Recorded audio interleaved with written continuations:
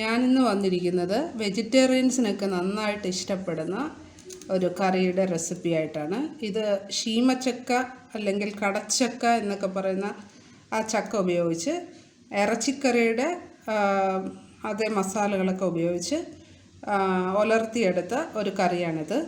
നമുക്കിത് എങ്ങനെയാണ് തയ്യാറാക്കുന്നത് നോക്കാം. നമ്മുടെ ശീമച്ചക്ക കറിക്ക് ആവശ്യമുള്ള സാധനങ്ങളൊക്കെ ഞാൻ എടുത്തു വച്ചിട്ടുണ്ട്. മെയിൻ ഇൻഗ്രീഡിയൻ്റ് ആ ശീമച്ചക്ക വേവിച്ച് വച്ചതാണ്. ഇതിൽ ഉപ്പൊന്നും ചേർത്തിട്ടില്ല, ഇത് വേവിച്ചെടുത്തതാണ്. ഇത് ഒരെണ്ണം ഉണ്ട്. പിന്നെ വേണ്ടത് തേങ്ങാക്കൊത്ത്, ഒരു സവാള ചെറുതായിട്ട് ചോപ്പ് ചെയ്തത്, 10-12 ചെറിയ ഉള്ളി ചെറുതായിട്ട് സ്ലൈസ് ചെയ്ത് വെച്ചിട്ടുണ്ട്. പിന്നെ നമുക്ക് ആവശ്യമായിട്ടുള്ളത് ഒരു ചെറിയ കഷ്ണം ഇഞ്ചി, കുറച്ച് വെളുത്തുള്ളി, 2 പച്ചമുളക്, കുറച്ച് കറിവേപ്പില. ഇനി പൊടികൾ ഇടുന്ന സമയത്ത് പറയാം. നമുക്ക് ഈ പാനിലോട്ട് അല്പം എണ്ണ ഒഴിച്ചു കൊടുക്കാം.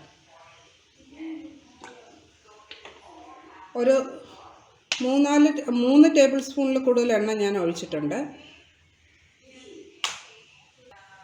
എണ്ണ ചൂടായി വന്നിട്ടുണ്ട്. നമുക്കിതിലോട്ട് തേങ്ങാക്കൊത്തിട്ട് കൊടുക്കാം.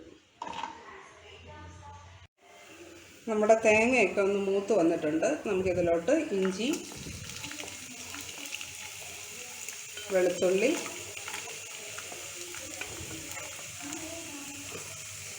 പച്ചമുളക്,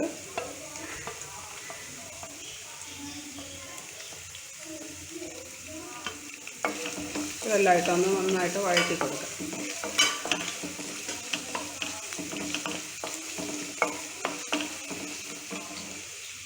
ഇനി നമുക്കിതിലോട്ട് എടുത്തു വച്ചിരിക്കുന്ന ചെറിയ ഉള്ളി ചേർത്ത് കൊടുക്കാം.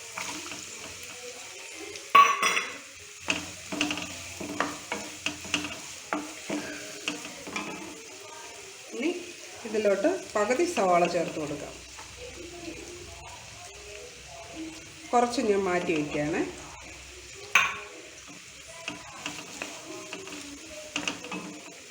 ഇനി നമുക്കിതിലോട്ട് കറിവേപ്പില കൂടെ ചേർത്ത് കൊടുക്കാം. ഇനി ഇതൊന്ന് നന്നായിട്ട് വഴറ്റിയെടുക്കാം.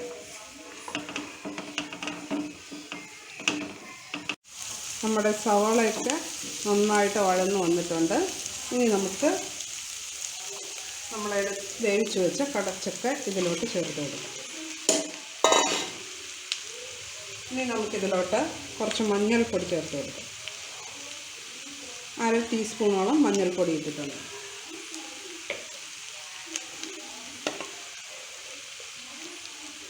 ഒരു ടീസ്പൂൺ മുളക് പൊടി,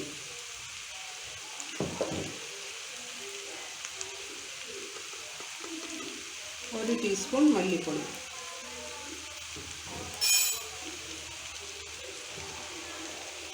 ഇനി നമുക്കിതിലോട്ട് ആവശ്യമുള്ള ഉപ്പ് കൂടെ ചേർത്ത് കൊടുക്കാം.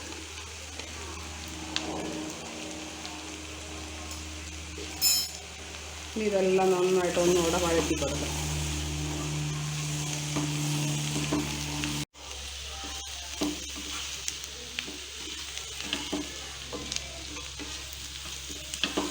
നമ്മുടെ മസാലകളൊക്കെ ഈ മസാലയും ഉപ്പും ഈ ചക്കയിലോട്ട് ശീമച്ചക്കയിലോട്ട് പിടിക്കുന്നവരെ നമുക്കൊന്ന് വഴറ്റി കൊടുക്കാം.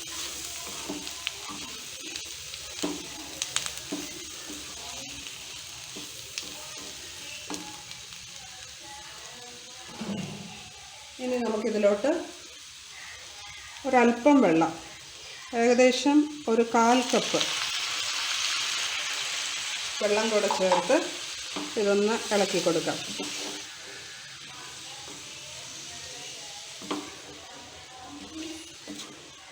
ഇത് നമ്മൾ വേവിച്ച് വെച്ച് ചക്ക ആയതുകൊണ്ട് അധികം ടൈമൊന്നും എടുക്കത്തില്ല. ഇത് നമുക്കൊരു 3-4 മിനിറ്റ് ഒന്ന് മൂടി വയ്ക്കാം.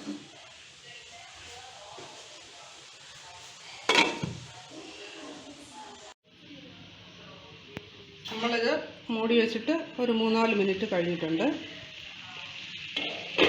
നമ്മൾ ഒഴിച്ച വെള്ളമൊക്കെ വറ്റിയിട്ടുണ്ട്. ഇനി നമുക്കിതിലോട്ട് നമ്മൾ മാറ്റി വെച്ച കുറച്ച് സവാളയുണ്ട്, അത് ചേർത്ത് കൊടുക്കാം. ഇത് കടിക്കുമ്പോൾ ഒരു ക്രഞ്ചിനെസ് കിട്ടാൻ വേണ്ടിയാണ് ഞാൻ കുറച്ച് മാറ്റി വെച്ചത്. നമുക്കിതിലോട്ട്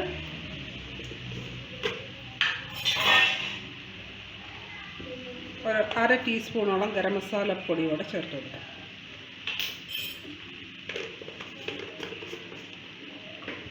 ഇനി ഇത് നന്നായിട്ടൊന്ന് മിക്സ് ചെയ്ത് കൊടുക്കാം. എല്ലായിടത്തും മസാലപ്പൊടി കിട്ടുന്നതിന് വേണ്ടി നന്നായിട്ടൊന്ന് മിക്സ് ചെയ്തെടുക്കാം. ഇനി നമ്മളിത് കൂടുതൽ കുക്ക് ചെയ്യൊന്നും വേണ്ട.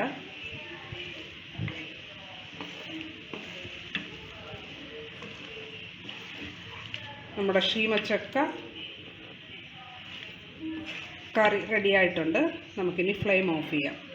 നിങ്ങളും ഈ റെസിപ്പി ഒന്ന് ട്രൈ ചെയ്ത് നോക്കുക, ഫീഡ്ബാക്ക് അറിയിക്കുക. എൻ്റെ വീഡിയോ ഇഷ്ടമായെങ്കിൽ ലൈക്ക് ചെയ്യും, ഷെയർ ചെയ്യും, സബ്സ്ക്രൈബ് ചെയ്യുകയും ചെയ്യുക. Thank you.